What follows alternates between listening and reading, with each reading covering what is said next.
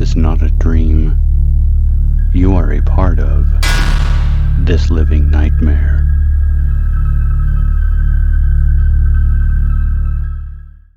Have you ever heard of the Mandela effect?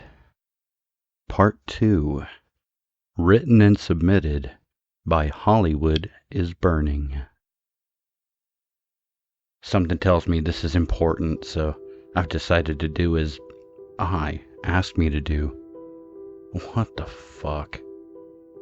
I wake up today to the sound of my phone vibrating off my desk, or rather, a phone. I looked at my phone, and after moving a small pyramid of Mountain Dew cans, I found the culprit. Whose phone did I nick last night? I swiped the screen, and there's no lock. This phone had the same wallpaper as mine. Weird. And contacts. Extra weird. In fact, it was like somebody had transplanted my phone's guts into this phone. The strangest part was after a few minutes, it all just felt completely familiar. It had something like 40 new texts. I mean, I'm popular, but not like that. Everybody's asking me about this creepy-ass story that I posted. I'm trying with futility to tell them that I don't know what the hell they're talking about. Then the screenshots come rolling in.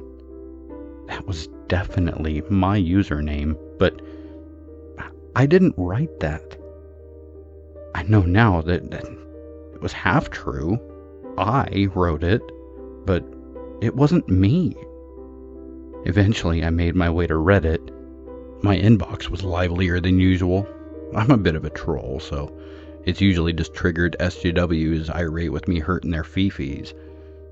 I wish it was purple-haired feels in retrospect. I'd know how to deal with that. I'm something of a closet foil hatter, so I was familiar with the Mandela effect, but I kind of took the whack job stance hard on this one. Just like most people, I vaguely remembered Mandela passing in prison. I'm pretty sure his funeral was televised. When he became president in '94, I really thought he wasn't really Mandela. I'm something of a polyglot, and I love the Zulu languages. That man, the new Mandela, was not South African. Needless to say, my friends called me crazy, and they moved on. This story I wrote was hitting a little close to home. I should probably mention that I live alone in a garden-level apartment. No pets, but I keep potted plants all over my place. I work from home and sometimes won't leave the house for days. They make me feel a little less of a hermit. Sort of like, fresh air, don't judge me. I'll start with what I don't know, just to get it out of the way. I have no idea what Project Charon is. Hell, I don't even know how to say Charon. I'm going to tell you what's happened since I read that story. After reading the story, I decided to go have a smoke outside. I figured maybe I was just having an epic Nick fit. One can only hope, right? After crashing back to reality, I decided to start my day. I mean, I've read lots of scary stories. They're just stories. I must have gotten in the zone because I looked down to see 2 missed calls and 2 new voicemails. I didn't recognize either number. The first was from a man, and he had a really strange accent. The best way that I can describe it was vaguely Eastern European, but he rolled his R's. Sort of like you would expect in some place like, Cape Town.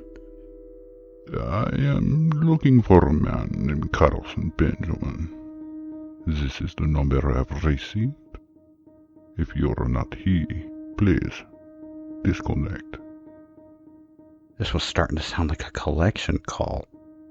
My blood ran cold with the next sentence. Sir, have you ever heard of the Mandela effect? I won't get into details of the message, but most of it was in line with what I had read earlier in the day. I decided to save the message, and then I checked the next message. I'm looking for a man named Carlson Benjamin. This is the number I've received. If you are not he, It was like this guy was reading from the same script as the first guy. He didn't sound quite like the other guy. His accent was less pronounced. I was about ready to commit myself. I decided I needed to get out of the house for a little while, so I just hopped in the shower. I thought I heard my front door open. My girlfriend had a key, so I just shouted, "Hey, babe!" And, waited for a response. I tried a second time, and still nothing. So I dried off and got dressed as quickly as I could. Walked out into my living room and just found it empty. I walked down the hall to my kitchen, and it was empty. I thought I was losing my mind, and beginning to freak out a little bit. My phone dancing around in my pocket snapped me out of it. Hello? Is this Carlson Benjamin speaking? He then claimed to be the man that wrote the story on my account. He had enough details that I wanted to believe him, but he was also trying to tell me that he was an alternate dimensional version of me. I hope you can understand my hesitance. He wanted to meet, but I gave him a straight nope. Last thing I need is some asshole that thinks he's me. He said he understood my hesitance, but he asked me to save his number, and he told me to save it as C. I decided to save the number, and I'm glad I did. Almost as soon as I hung up, my phone lit up again. I assumed he'd just forgot to tell me something, so I answered without even looking. Is this Carlson Benjamin speaking? He proceeded to tell me exactly what the other man said, until we got to the part about saving his number. This time he told me to save him as B. You said C before, I cracked. His entire demeanor changed. Well, shit. I would say you should probably run. What? Now! He chortled. Then I heard what sounded like a deer smash through my window in the kitchen. I wandered back to see what the hell just happened. My neighbor is standing there staring at me in horror. Her 130-pound Rottweiler was what caused the crash. The dog was writhing around on the floor, just cut to ribbons. It looked like somebody had thrown the dog, Amadeus was his name, through my window. I was midway through forcing myself to say something when I looked up in time to see a gorilla of a man grab my neighbor from behind. I ran with everything I had, but it was fast. Too fast. I felt a shoulder hit me mid-back, and I knew it was a shoulder, but it felt like a goddamn Mack truck. Somehow in the process of taking me down, he rolled and landed under me. With everything I had, I tried to punch him in the throat, and I say tried because he had something on that resembled a motorcycle helmet. It was enough to get him off of me, and I used what strength I had left to run. I had the presence of mind to grab my hunting knife on the way out, but he was between me and my guns. I heard him laughing, so I glanced over my shoulder, and he had taken off his helmet. I could swear this behemoth of a man had my face. I hopped in my car and just drove. I wanted to put as much distance between myself and that Albert Wesker wannabe motherfucker. Eventually, I decided I needed to find somewhere to lay low for a few days. I needed to talk to C again. He was the closest thing to a friend that I had in this. I must have tried his number a dozen times, and I just kept receiving the "number no longer in service" message. Then my phone rang.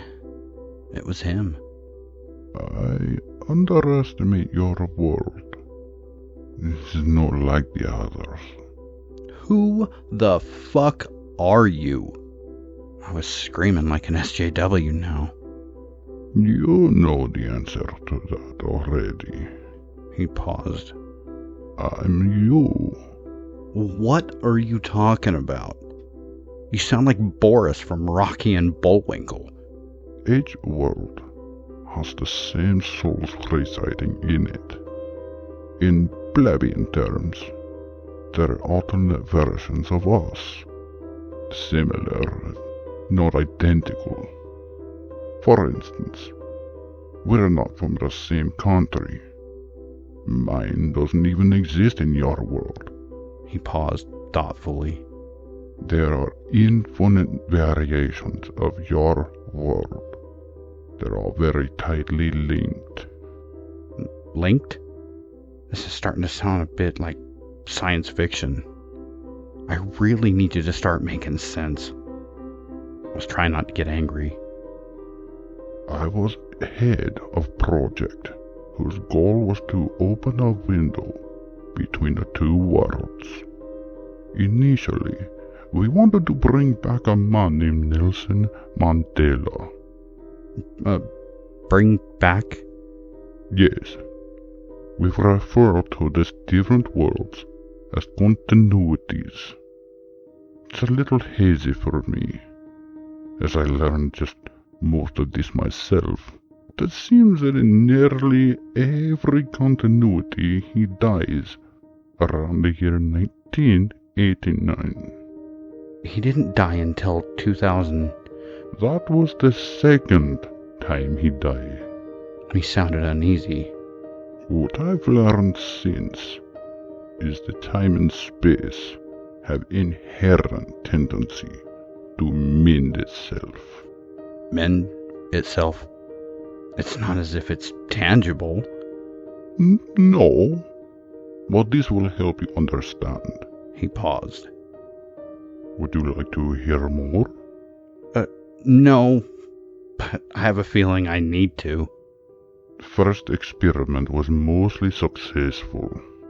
We were able to bring Mandela through the window, but there were unexpected side effects. I think I know where this is going. I promise you, sir.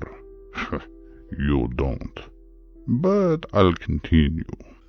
I was getting nervous at this point, so I just kept silent. Sir, from what I've read, this did happen nearly 200 years before I was born. There was a mathematical error. Instead of bringing him back to 1989, we brought him back to 2013. The Mandela we brought to the window was very ill. His body couldn't take the strain. He died again. So you're telling me that he died in 1989 and 2013? My foil hat was tingling. In a manner of speaking, two different Mandelas have died in your continuity. Wait, so he bowled right past? We noticed a first side effect. Upon bringing him through, the two realities kind of blended. Blended? Yes. To most people, it was as if he had never died in the first place. How's that a problem? I interjected. We discovered there weren't only changes. Small bits of two realities would bleed into other. Words were suddenly spelled differently. Geographies would meld together. He trailed off. At some point, there was a catastrophic failure. Well, what happened? The report states that they tried to send two different iterations of the same person through the window. He cleared his throat. When they came through the window, on the other end, they had, fused together. An abomination appeared through the window. Is that the thing that's after me? He sounded alarmed. He knows where you are. He found my apartment, but I got away from him. He fucked me up pretty good, though. Sir, did he touch you? Yeah, he tackled... Sir, where are you right now? He sounded frantic. I need to meet with you as Anything in your life changed since the contact? Yeah, I mean, I think so. I've been really hazy since.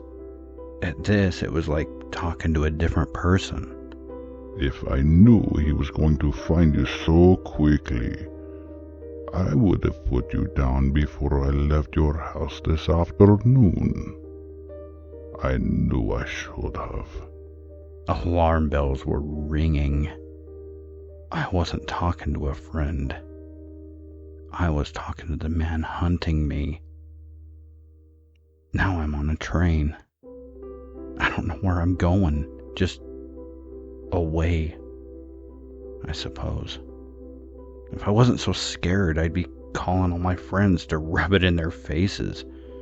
This is not the time for vindication, but fuck. I have clones of myself hunting me. I mean, what the fuck? I'll update y'all tomorrow, if I'm still alive.